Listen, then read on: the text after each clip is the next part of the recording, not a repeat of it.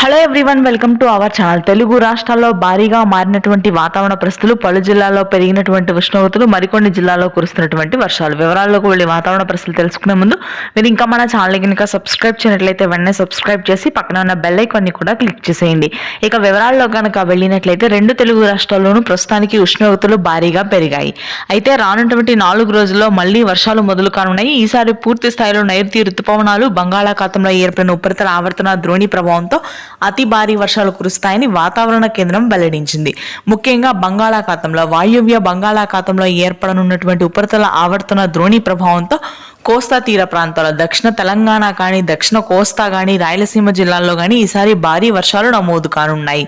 నెల్లూరు, ప్రకాశం, కడప, చిత్తూరు, అనంతపురం వ్యాప్తంగా ఈ రోజు రాత్రికి అక్కడక్కడ తేలికపాటి నుంచి మోస్తరు వర్షాలు, జూన్ 7, 8 తేదీల్లో అతి భారీ వర్షాలు నమోదు కానున్నాయి. ఈ వర్షాలు మనకు ఉత్తర కోస్తా జిల్లాలకు కూడా విస్తరించనున్నాయి. ప్రస్తుతానికైతే గుంటూరు, కృష్ణా, తూర్పు గోదావరి, పశ్చిమ గోదావరి భాగాల్లో ఉష్ణోగ్రతలు భారీగా పెరిగాయి. తెలంగాణ వ్యాప్తంగా ఇదే పరిస్థితి కొనసాగుతుంది. హైదరాబాద్ నగర ప్రాంతంగా ఉష్ణోగ్రతలు పెరిగాయి. అక్కడక్కడ తేలికపాటి జల్లులు మహబూబ్ నగర్, నాగర్ కర్నూల్, గద్వాల్, కరీంనగర్, వరంగల్, వనపర్తి, వికారాబాద్ జిల్లాలో నమోదవుతున్నాయి. Thank you.